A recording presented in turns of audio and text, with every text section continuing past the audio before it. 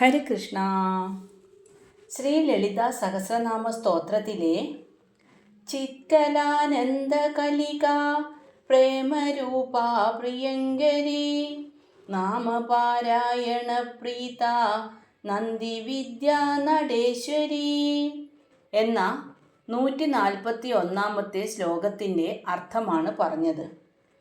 ഇനി 142 ശ്ലോകമായ മിഥ്യാ ജഗദധിഷ്ഠാന മുക്തിദാ മുക്തിരൂപിണി ലാസ്യപ്രിയാലയകരി ലജ്ജാരംഭാതിവന്ദിത.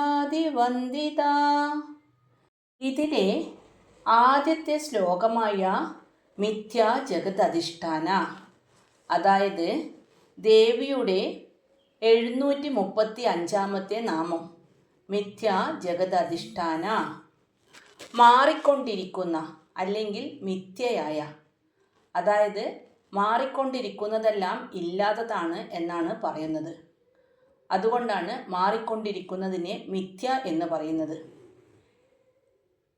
അങ്ങനെ മാറിക്കൊണ്ടിരിക്കുന്ന ഈ പ്രപഞ്ചത്തിന് ആധാരമായിരിക്കുന്ന ശാശ്വതമായ സത്യം, അതാണ് അമ്മ.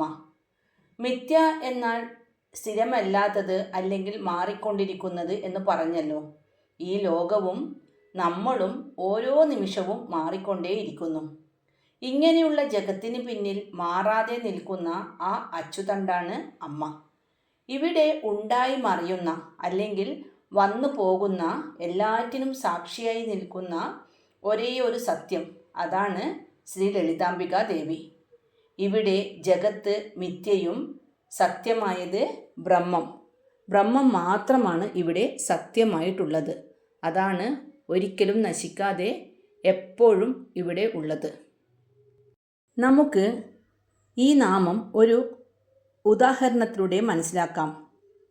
നമ്മൾ ഇരുട്ടത്ത് ഒരു കയറ് കണ്ട് പാമ്പാണെന്ന് തെറ്റിദ്ധരിക്കുമ്പോൾ പാമ്പ് എന്നത് അവിടെ താൽക്കാലികമായ അറിവ് അല്ലെങ്കിൽ മിഥ്യ മാത്രമാണ്. എന്നാൽ അതിൻ്റെ യഥാർത്ഥ അടിസ്ഥാനം അത് കയറാണ്. അതുപോലെ നിരന്തരം മാറിക്കൊണ്ടിരിക്കുന്ന ഈ പ്രപഞ്ചമാകുന്ന കാഴ്ചയ്ക്ക് പിന്നിലെ മാറ്റമില്ലാതെ ഒരേയൊരു പരമസത്യം, ആ പരമസത്യമാണ് ജഗദംബികയാകുന്ന അമ്മ.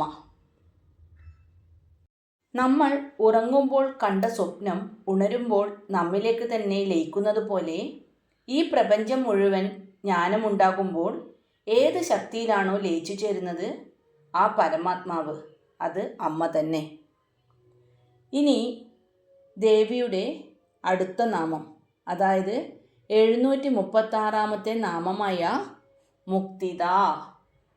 മുക്തിദ എന്നാൽ മുക്തിയെ നൽകുന്നവൾ, അതായത് ജനന മരണ ചക്രങ്ങളിൽ നിന്നും എന്നേക്കുമായി മോചനം നൽകുന്നവളാണ് അമ്മ.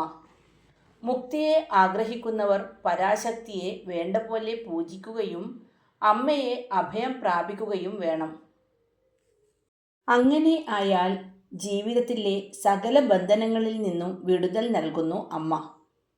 കേവലം മരണാനന്തരമുള്ള മോക്ഷം മാത്രമല്ല, ജീവിച്ചിരിക്കുമ്പോൾ തന്നെ മനുഷ്യനെ അലട്ടുന്ന കാമം, ക്രോധം, ലോഭം, മോഹം, മതം, മാത്സര്യം എന്നീ ശത്രുക്കളിൽ നിന്നും, ഭയം, ആദി എന്നിവയിൽ നിന്നും ഭക്തന് ജീവൻ മുക്തി നൽകി അനുഗ്രഹിക്കുന്നവളാണ് അമ്മ. ഇനി ദേവിയുടെ 737 നാമമായ മുക്തിരൂപിണി, മോക്ഷം തന്നെ രൂപം ധരിച്ചവൾ. നമ്മുടെ ഉള്ളിലുള്ള അജ്ഞാനം, അതായത് അറിവില്ലായ്മ, അത് നശിക്കുമ്പോൾ നമുക്ക് ലഭിക്കുന്ന ഒരു ആനന്ദമുണ്ട്, അതാണ് മുക്തി. ആ മുക്തി അല്ലെങ്കിൽ ആനന്ദം ദേവി രൂപം തന്നെയാണ് എന്നാണ് ഈ നാമം പറയുന്നത്. ദേവി ആനന്ദ സ്വരൂപിണിയാണല്ലോ. അങ്ങനെ ആനന്ദരൂപത്തിൽ എപ്പോഴും ഇരിക്കുന്നവൾക്ക് മാത്രമേ ആ ആനന്ദത്തെ മറ്റൊരാൾക്ക് കൊടുക്കാൻ സാധിക്കുകയുള്ളൂ. ഇനി ദേവിയുടെ 738 നാമമായ ലാസ്യപ്രിയ, ലാസ്യനൃത്തം ഇഷ്ടപ്പെടുന്നവൾ. ഭാരതീയ നൃത്തശാസ്ത്രപ്രകാരം നൃത്തം പ്രധാനമായും 2 തരത്തിലുണ്ട്. ഭയങ്കരവും ഉഗ്രവുമായ താണ്ഡവം, ശാന്തവും മനോഹരവും ശൃംഗാര കരുണരസങ്ങൾ നിറഞ്ഞതുമായ ലാസ്യം. ഭഗവാൻ നടരാജൻ്റെ പ്രപഞ്ചത്തെ വിറപ്പിക്കുന്ന താണ്ഡവത്തിന് മറുപടിയായി പ്രപഞ്ചത്തിൽ ശാന്തിയും സൗന്ദര്യവും നിറയ്ക്കാൻ ജഗദംബിക ആടിയ നൃത്തമാണ് ലാസ്യം. ഈ നൃത്തത്തെ ഏറെ ഇഷ്ടപ്പെടുന്നവളാണ് അമ്മ. ദാർശനിക തലത്തിൽ താണ്ഡവം എന്നത് പ്രപഞ്ചത്തിൻ്റെ സംഹാരത്തെയും ലാസ്യം എന്നത് പ്രപഞ്ചത്തിൻ്റെ സൃഷ്ടിയെയും സൂചിപ്പിക്കുന്നു. ഈ പ്രപഞ്ചത്തിലെ ജീവൻ്റെ സ്പന്ദനവും പൂക്കൾ വിരിയുന്നതും നദികൾ ഒഴുകുന്നതുമെല്ലാം അമ്മയുടെ ലാസ്യനൃത്തത്തിൻ്റെ ഭാവങ്ങളാണ്. ഈ സൃഷ്ടിപ്രക്രിയയെ സ്നേഹത്തോടെ നയിക്കുന്നവളാണ് ജഗദംബികയായ അമ്മ. ഇനി ദേവിയുടെ 739 നാമമായ ലയകരി. ലയം ഉണ്ടാക്കുന്നവൾ അല്ലെങ്കിൽ ലയിപ്പിക്കുന്നവൾ. നമ്മൾ ഒരു പാട്ട് കേൾക്കുമ്പോൾ അതിൽ അലിഞ്ഞു ചേരാറുണ്ട്. അതാണ് ലയം. ധ്യാനിക്കുമ്പോൾ നമ്മുടെ ചിന്തകൾ ശാന്തമായി ഒടുവിൽ ഒരു ബിന്ദുവിൽ ലയിക്കുന്നു. അങ്ങനെ മനസ്സിനെ ഏകാഗ്രമായി ലയിപ്പിക്കുന്നവൾ. ഇനി സംഗീതത്തിലാണെങ്കിൽ ലയം തെറ്റിയാൽ പാട്ട് മോശമാകും. അതായത് ശ്രുതിയും താളവുമൊക്കെ ശരിയായില്ലെങ്കിൽ കേൾക്കാൻ ഇമ്പമുണ്ടാകില്ല. ഇതുപോലെ എല്ലാം കൂടിച്ചേരുമ്പോഴാണ് നമ്മുടെ ജീവിതത്തിലും ഒരു ലയമുണ്ടാകുന്നത്.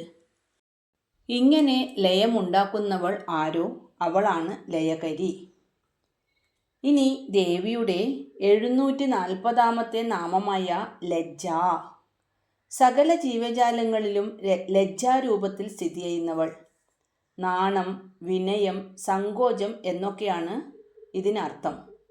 മോശമായ കാര്യങ്ങൾ ചെയ്യാനോ പറയാനോ തോന്നുമ്പോൾ നമ്മുടെ ഉള്ളിൽ തോന്നുന്ന ഒരു സങ്കോചമുണ്ടല്ലോ, അതാണ് ലജ്ജ.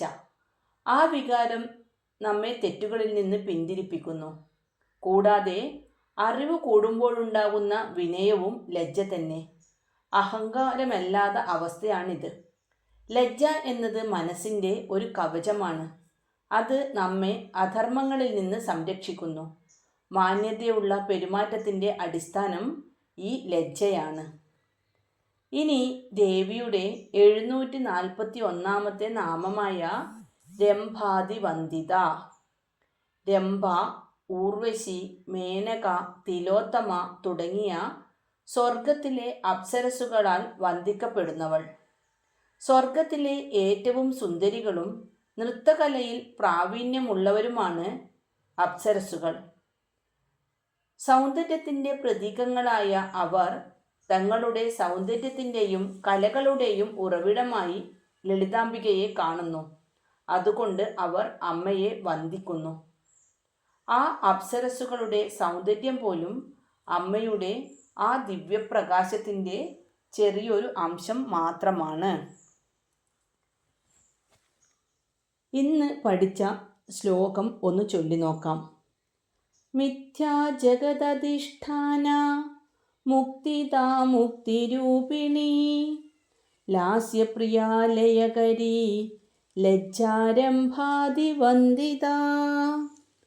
ഓം ശ്രീ മഹാദേവ്യൈ നമഃ.